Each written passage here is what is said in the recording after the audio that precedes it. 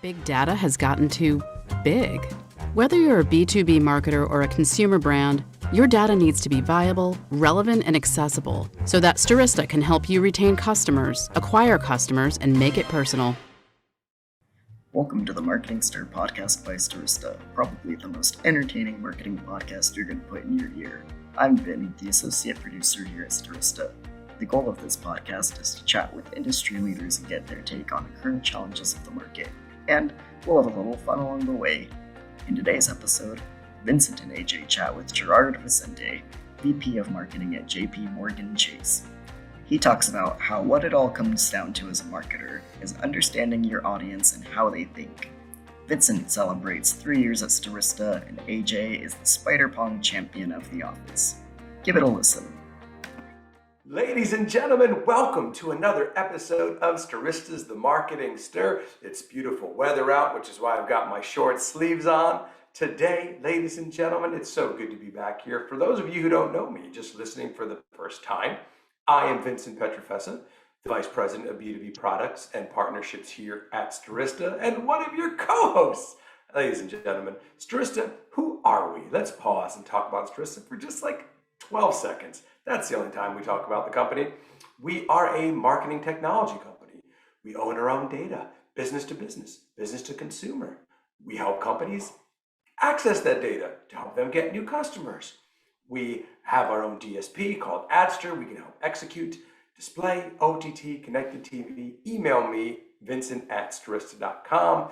That is how confident I am in our solutions. I just gave thousands and thousands of listeners my email address. The other thing I'm confident in, and I say it every single episode, and it still reigns true. After 3 years here at Stirista, I just celebrated my anniversary. My co-host, the CEO, Mr. Ajay Gupta. What's going on, Ajay? Hey, Vincent, I gotta show you something. Got your Stirista Spider Pong Championship. So. Yeah, you won it, or you bought it and you didn't give it out yet? No, I earned it. I beat Hunter Snell, who has had it for way too long. So, wow. Yeah. He went down fighting. So that's awesome. That's awesome. Been a good day already. That's a great day. You got a new belt. I want my own belt. I've got one of those reversible dad belts. You know, if I want black pup, if I want brown pup. That's just what dads do, is we get those reversible belts. But that's awesome. I saw you guys had a scavenger hunt today at the office. So just doing fun things in the headquarters there in San Antonio. Yeah, definitely. I think we got about a 98% participation rate. So even our accountant Mamdou participated. It's hard to get him to participate. It's hard to get Mamdou to do that, but I'm glad he did. And yeah, I'm getting a lot of love today, Ajay, from people. 3 years here at Stirista. 3 years. I've known the company and I've known you for 11 years, but can you believe it? Does it feel like it's been forever, or is time flown by? Yeah, no, I remember when you were young, so I can tell the difference now. I know. No grays yet, you know. No, you've got the same hairstyle. I must congratulate you on not changing your haircut one bit. Yeah, well, I get a haircut every 10 days out there, ladies and gentlemen, and I had the same haircut since I've been in college, so that's about 25 years. It's like a classic recipe. If it's not, don't mess with it. Don't hit me with some fusion type stuff. Just let's have some fun. And we've got a fun one today, because it's rare you meet people that it's like, oh, we used to work with Stirista. I never met this young man. He's younger than us, AJ. Clearly, this is a young man. He's doing great things, though, regardless. And he is, worked with us in the past, but he is new to the podcast. We have never met him, but we are excited to have him aboard here today for the Marketing Stir. Ladies and gentlemen, please, a very warm welcome to the Vice President Marketing at JP Morgan Chase, Gerard Vicente. What's going on, Gerard? Hey guys, thank you so much for having me. Long-time listener, first-time participant, I suppose. Vincent, congrats on the anniversary. I know we've kind of been tangentially connected through different ways, but so glad to meet both of you formally and looking forward to really exciting conversation. Absolutely, yeah. It's a pleasure to finally meet you, Gerard. You're probably one of those people we've probably been at conferences together. 100%. We've probably been right there together, and we didn't know each other. But for those of you who are listening and maybe not watching, Gerard has his Warriors, his Golden State Warriors sweatshirt on, ladies and gentlemen. I said, Gerard, you live in New York City. Wait a minute. How do you like the? But he's from the Bay Area originally, born and raised, and so he's celebrating the Warriors' fourth championship. Shout out to the Warriors. Shout out to Steve Kerr. I'm a Chicago Bulls fan as a native New Yorker, but Steve Kerr, former champion with us. That makes 9 for Steve Kerr. But congratulations on that, Gerard. And congrats on this role, man. You're doing some great things here. Yeah, thank you. So far. So talk to us about your role within JP Morgan Chase. Come on, I mean, everyone's heard of that. I'd love to talk to you about that and what your kind of day-to-day is there. For sure. Yeah, I took a kind of a winding path to JP Morgan Chase. I'm sure we'll dig into it a little bit deeper from the different marketing experiences I've had up until this point. But currently I am, as you mentioned, Vincent, the vice president of marketing here, specifically handling partner marketing, which is a really fascinating intersection between our internal teams, but also our external partners. And so specifically within JP Morgan Chase, I work on the WePay side. And so WePay is our financial tech arm. And with WePay, we enable payment processing across different B2B organizations. So an example I like to use is, when you use Uber or Seamless or Grubhub, you obviously have to make payments through those different platforms and through those apps. Well, surprise, Uber is not a financial institution. Surprise, Seamless is not a financial institution. So they look for folks like a WePay, who is now backed by JP Morgan Chase, to help power the financial transaction between consumer and organization. And so within my own day-to-day, a lot of what I'm doing is building marketing relationships and partnerships with a lot of large-scale platforms who use payments as a feature within their software. So, I would say tactically what that looks like is sales enablement. It's creating, go-to-market strategies on how we present ourselves in market as a joint solution. It's going to events now that that's, slowly becoming a thing again. It's brand awareness. It's, going to, I mentioned conferences, but it's participating in webinars, making sure that people know that WePay is not only just a financial tech, platform, but is now part of the larger JP Morgan Chase umbrella. And so a lot of what I'm doing is sales enablement, brand awareness, go to marketplace to make sure that we are a voice in market now. That's awesome. Yeah, and it's one of those areas you don't know about as far at least under the JP Morgan Chase umbrella, but extremely important. That's WePay. That's awesome. Thanks for sharing that, Gerard. Yeah. A question we always like to get into, because the answer differs from every guest. How you got into marketing?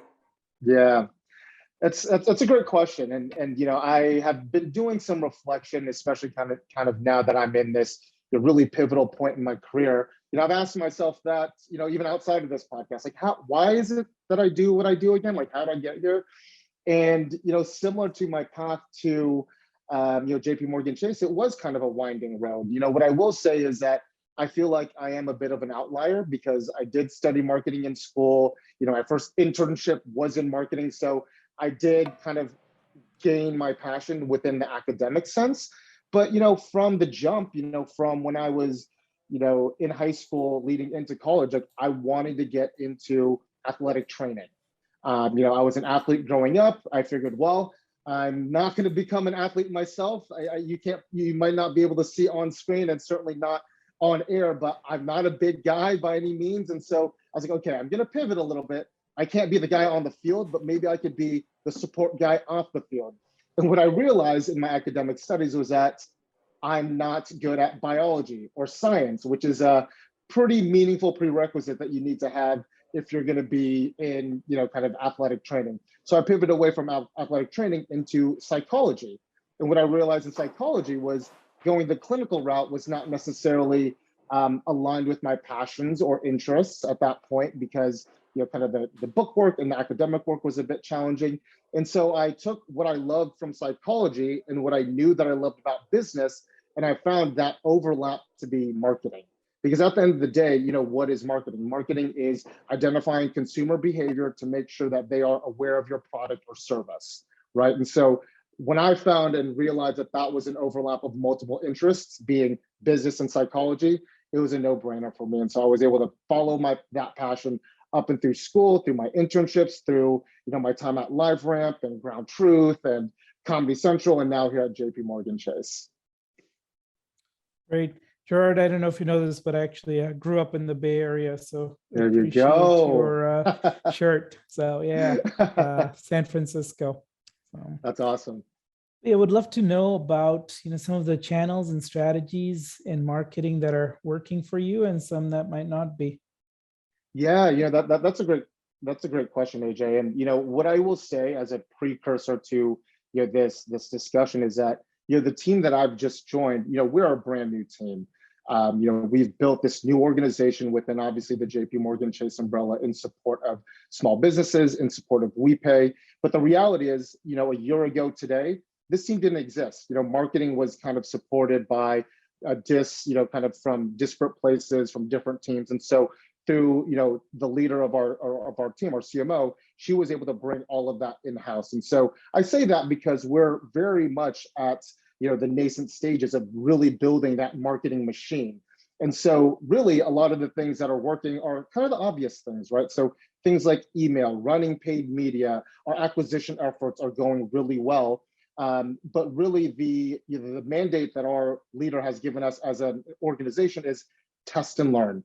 We haven't done a lot of stuff. We don't have a whole lot of historical context on, we know this works for sure, or we know that works or that doesn't work. And so a lot of the things that we're doing is we're dipping our toes in the water to see what lands and what sticks with our end customers and with our users, right? And so that for me as a marketer is very, very exciting, because we have the opportunity to try so many different things. And given my background from so many different places, be it ad tech or entertainment, I have the opportunity to kind of leverage a lot of that experience to influence the team to try new things. And so in the coming quarters, we're trying social media, we're doing print ads, we're testing direct mail, a lot of those things. So I'm really interested to see how that actually resonates with our consumers and looking at the data to see what is working.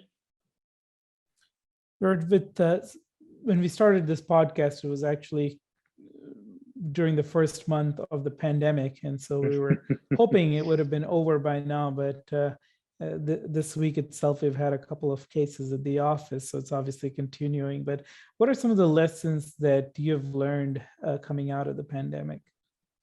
Yeah, I mean, at the risk of beating a dead horse at this point, since I know all the thought pieces and articles have certainly commented on this as well, but I think the ability to just collaborate, wherever you are, across time zones, across physical locations. I mean, you'll see here, I mean, none of us are in the same physical location. And I think that there is something to be said about, being able to, be part of a team that is high performing, dynamic, able to, take on change and still be, delivering impactful or delivering impact regardless of where you are. I think is super, super important and honestly very possible despite, the impacts of what occurred during the pandemic. So, the virtual collaboration for sure, I would double down on that. And I think, what I would also say is, from a marketing perspective, I might have an unpopular opinion on this, but I think people are willing to listen to marketing messages, to listen to ads, or be more receptive to being targeted by things that they have interests in. I think the reality of what we just went through over the last 2 years is that we had a lot of downtime. We were at home. A lot of the things that we loved about going out, going to restaurants, being in New York City and experiencing the life here, we were shut down for quite some time. And I think because of that, we were open to messages that were tailored to us. And I think that will continue to be a thing moving forward. And I think just the pandemic expedited kind of the reception of consumers to tailored messaging and tailored ads. Gerard, you had mentioned it before, some of the companies that you've been at, the live ramps and other technology companies in between. Can you talk a little bit about some of the similarities in marketing, some of the different ways that you've marketed there? I'd love to learn a little bit about that. Yeah, for sure. And I think that's a great question. Um, I think what I'll say to that, at least as a starting off point, is that at the end of the day, it's about knowing your customer, right? So regardless if that's trying to promote the newest season of South Park to a frat boy, or trying to promote the live ramp identity graph to B2B organizations, or currently at WePay, if it's trying to target SMBs. I think at the end of the day, it's understanding who is your customer and how do they operate and how do they think, right? And so for me as a marketer, as I've kind of gone through these different organizations, that's something that I bring with me, is just a hyper focus on understanding who that is and challenging my team and my adjacent teammates to really think that way as well. In terms of just channels and tactics, I think it goes without saying, working at Comedy Central, TV was obviously a big deal for us. I mean, we have our network, we have our sibling channels that we could run, all of our different ads on. So, certainly TV was a big thing, but you move into tech and some of the things that we're doing here at JP Morgan Chase and WePay, a lot of the things that we're doing are digitally driven, paid media, paid search, SEO, a lot of these things that, I was exposed to early on in my ad agency days, in digital media, a lot of those are coming into play again. And so what I would say is, despite having, experiences across different organizations, I think it's about knowing your customer. Where are they? So obviously from a TV perspective, we know that our Comedy Central audience is watching TV. So why not hit them with messaging there? But from a tech perspective, I think that has taken a more digitally forward approach. Yeah, no, it's so different. Like you just described, it's like, all right, wait, you're talking about South Park, you're talking about, and then you're talking about identity graph, then you're talking about WePay and how. But I want to stay on something you said there because WePay being able to use the example of like Grubhub powering that. I feel like a lot of organizations realized over the pandemic that hey, we have to become more digital. We have to have our customers be able to transact, and we need someone to fuel that. We need a payment solution. Yeah. So I would imagine that the business or people, there's not maybe an uptick is the right word, or just people reaching out to WePay over that, because I think digital transformation, electronic payments, all of that, a payment backbone, if you will, was something that became very important to these businesses. They're like, oh no, people will just come to my restaurant. No, they don't. It's not anymore. So I wanted to stay on that, where the parallels between fintech and ad tech. You mentioned a few different things, so I'd love to talk about that area. Yeah, I think there are a lot of parallels, and I will, fully confess I'm no fintech or ad tech expert at this point. I mean, I've, been in my current role for a little bit less than a year. So I, would be disingenuous to say if I was a thought leader in this space, but obviously coming in with fresh eyes, I am seeing a lot of parallels from what I experienced on the ad tech side. I think one of those things that I am noticing is that everyone wants in. You think about ad tech, there's so many players, there's a lot of competitors. You think about the Lunascape, if I'm even remembering that correctly, there's just so many different organizations cropping up across the different places, areas that you can play in, whether that's data, whether that's DSPs, SSPs, all of that, right? And I'm honestly seeing the same within the fintech world, right? So it's not just payment processing. It's other features within the payments landscape that I think other competitors are starting to get into. So to kind of summarize that point, I think it is a little bit of a wild west element where people are seeing the opportunity within fintech and people are jumping on board, whether it's payment processing, buy now, pay later. People are starting to become their own PayFac.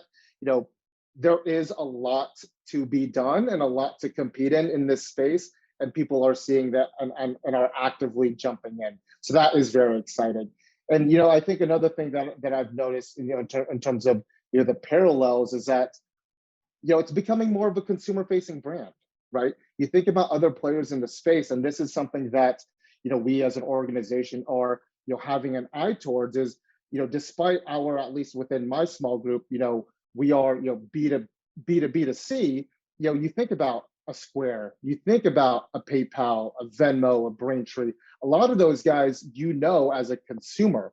However, maybe us at JP Morgan Chase, you might not necessarily think of us as kind of that payments processor, or someone that powers a lot of that experience within some of those software platforms. And so that's something that we're looking at really doubling down on as well, is how do we make our brand as synonymous with some of those other players within the fintech space? Because as a big bank, you know us, but as a fintech, you might not necessarily. And so that's something, those are attitudes that we're trying to shift as well. Gerard, you've written extensively about mobile location and location intelligence in general. Would love to hear a little bit more about your thoughts on this. Yeah, that's a great question. So during my time at Ground Truth, I was the marketing lead for channel partnerships. And so what that means in layman's terms, and I will say, I left Ground Truth, 3 or 4 years ago. So I'm sure the way that they, talk about, themselves in the narrative may have been adjusted or changed since then. But, our channel partnerships group sold our mobile location technology and our data to media organizations so that they could package it up as their own white labeled solution to their end customers. And so again, kind of a B2B to C model there. And so one of my biggest responsibilities as the marketing lead there was honestly just brand awareness. Like how do people think of mobile location as a viable part of their media and marketing mix? And so a lot of the thought leadership that I wrote during that time was really introducing location as a category. I mean, one of the things that we were trumpeting around that time was, ground truth as, ground truth to location as Facebook is to social, as Google is to search. So that was a sort of thing that we really wanted to attach ourselves to. And so creating location as a category was very much a focus of ours from a thought leadership perspective, and also it bled into our marketing tactics, where it was very much brand awareness, big splashy events at Cannes, big billboards, print buys, big digital, media buys, things of that nature. And so my thought leadership really fed into that strategy. Awesome. Yeah, we've been trying to do the same with CTV and Stirista, so totally get it. So one of the questions we ask all the guests is regarding LinkedIn. So given your title and your background, I'm sure you get a lot of unsolicited LinkedIn messages. So would love to know about one that gets your attention and one that really annoys you. Yeah, unfortunately, and I'm sure you guys can relate as well, it more frequently errs on the side of annoying messages versus actual cool or like interesting messages. So I'll start there. Probably one of the more annoying, messages I get is from like expert organizations or like consultation organizations, where, they'll hit me with, a seemingly canned email saying, "Oh, Gerard, it looks like you're an expert in fill in the blank thing. Would you happen to have the time to hop on a 1-hour call where we will compensate you, which is fair, but it turns out like I am not at all an expert in, retail packaging. So I have no idea at what point, anything on my LinkedIn would suggest that I am an expert at retail packaging." And so I think it's less about, the extension to kind of consult on a given topic, but it's just the miss on, what those topics they think I would be an expert for, right? So that is one of the things that always annoys me. It's like, oh wow, cool, like I can get paid, or I can get like a cool recommendation on LinkedIn if I participate in this call, but it turns out I know nothing about this call. So why, what is the purpose, or what is the point? So I get a few of those a week, and sometimes at this point I just kind of shrug my shoulders and I just kind of chuckle. Um, but some of the most memorable, or really one of the most um, uh, memorable messages that I've gotten was just the personal tie. So I went to a smaller school in Los Angeles, Loyola Marymount, go Lions. And someone just said, "Hey, like it looks like you went to LMU around this date range." Like I was also there, and like I'm pretty sure that we shared a class, or just really name drop something very specific about Loyola Marymount. And I didn't take this person up on their offer for a demo or anything, but I did stay in contact with that person. I actually did like an informational interview with that person. So I think it just goes a long way, and I'm probably stating the obvious, just to have really tailored personal messages, especially if it's one-on-one, right? Like if you're going to reach out to someone on LinkedIn cold, like do your homework, like make sure you have a personal tie, make it personal, make it custom.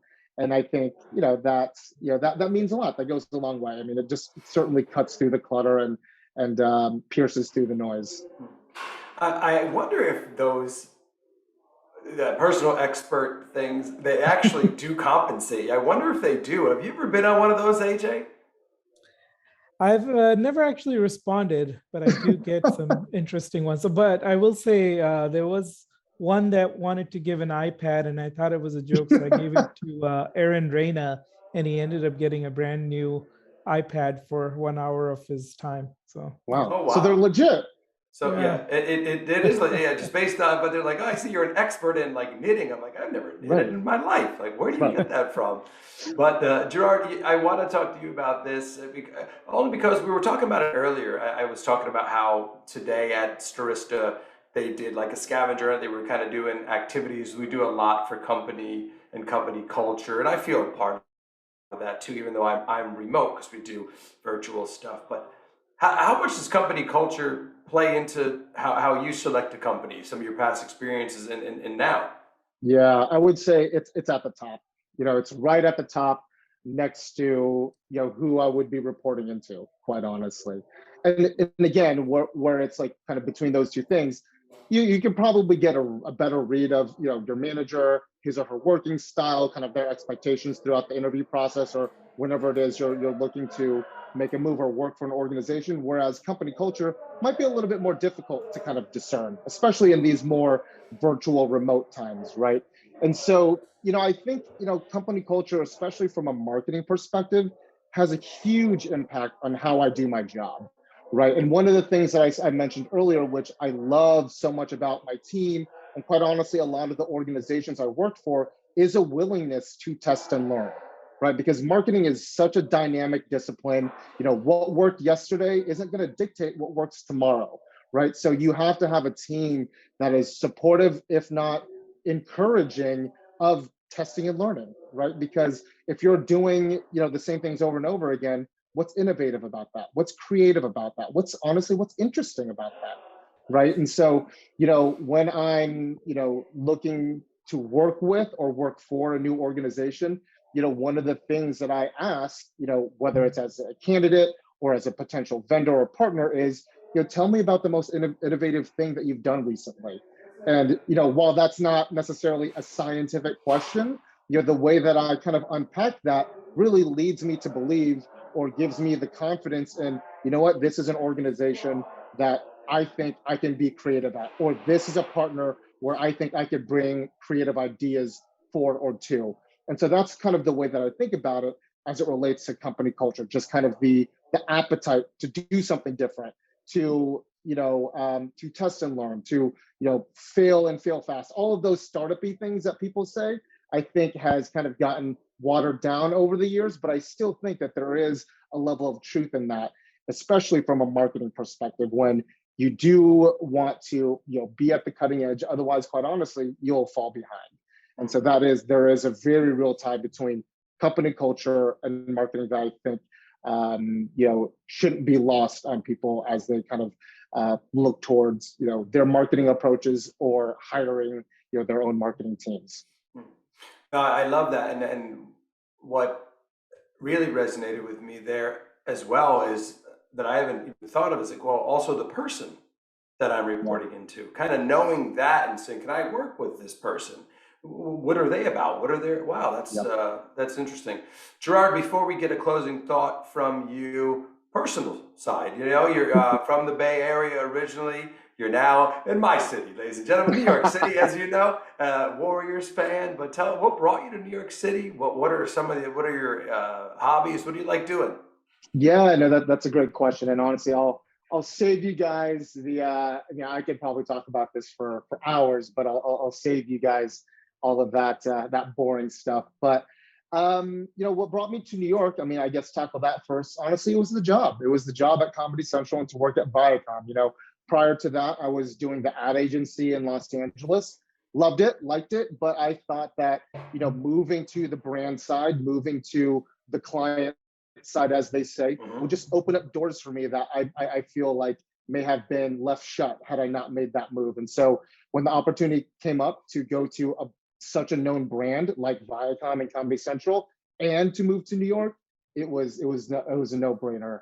At that point, I was in my mid-20s, and to be in New York, single in your mid-20s, my gosh, it was a good time. Yeah. In terms of hobbies, man, so obviously big sports fan. I pull for everything Bay Area sports. I'd be remiss if I didn't give a shout out to the soccer community out here in New York City. So I'm a big soccer player. That's what I played growing up, still continue to play. And there is such a dynamic and very close-knit soccer community out here in New York, and both as a player and as a volunteer coach, I've really kind of embraced it as my own. And so I play Thursday nights. I used to volunteer coach up in the Bronx on Saturday mornings. And that's just something that has been such a part of my experience here in New York. And wherever life takes me, I think will continue to be a thing. And so hobby-wise, it's sports. And then something that I'm trying out is yoga. I think there's, especially with the pandemic, with everything that was going on, I just needed an activity to really ground myself and be with my thoughts, as scary as that is. And yoga was kind of that outlet for me, where it was, being introspective, moving. I am an active person, so that is something that I picked up during the pandemic and have continued to do moving forward, and I love it. So just a little bit something about me. That's amazing. Yeah, no, thanks. That's cool. I'll talk to you about soccer too. I don't know if are you a Galaxy fan? Is that what you rooted for when you were in that area? I was an Earthquakes fan, which is even more rare. I feel like the San Jose Earthquakes. Yeah, wow. Okay, I was gonna say my buddy played for the Galaxy, Edson Buttle. Shout out to number 14, Portchester, New York, and the U.S. national team. So Gerard, just a final thought, a closing thought to leave us with about reflection of your career thus far, just anything in the market. Yeah. I think something that I'll leave you guys and the listeners with, and this is not meant to be preachy, but something that I was reflecting on the other day as I was having one-on-ones with my team, and it's the thought about having marketing range and marketing diversity. And I don't mean diversity as from like a D&I perspective, which is obviously very important, but we'll put that conversation aside for a second. But what I mean by marketing range is just having broad experiences across your marketing kind of experience, right? So whether that is in partner marketing, in brand marketing, product, sales enablement, just collecting all of those experiences, I would make the argument will make you a more powerful and impactful marketer. Because at the end of the day, again, I think I said it earlier, what worked yesterday may not necessarily work tomorrow. And so when I'm looking to work with marketers and when I'm looking to either be part of a team or hire a team, I'm looking for generalists. I'm looking for people who have, a broad array of experiences that they can pull from, because at the end, again, not every day is going to be the same. And so whether a partner is looking for you to help with their acquisition efforts, or all of a sudden you're pivoting from a brand awareness campaign to a direct response campaign, those will pull on different marketing skill sets. So I think that, from a marketing perspective, having, diversity and range that spans the different marketing disciplines is something that will be very important moving forward. And I say that because, I feel like there has been such a narrative on, okay, you're a digital marketing guy, you should only be a digital marketing guy. Or you worked at Comedy Central, okay, you're just going to be an entertainment marketing guy. And I would make the argument that I think you can have elements of both or all, right? Because that just primes you to jump into that marketing range. And I think that's going to be very important. I love that thought, and dare I say, you're a testament to that. Just to the various backgrounds you've had in different companies. So I love that you practice what you preach. So that's great. Gerard, thank you. This has been an awesome time. We really enjoyed talking to you, ladies and gentlemen. That's Gerard Vicente, VP Marketing at JP Morgan Chase. Go check out WePay, This has been another episode of The Marketing Stir. That's Gerard. I'm Vincent. That's AJ. Thank you so much for listening, and we'll talk to you soon. Thanks for listening to the Marketing Stir podcast by Stirista. Please like, rate, and subscribe. If you're interested in being a guest on the podcast, please email us at themarketingstir@stirista.com. And thanks for listening.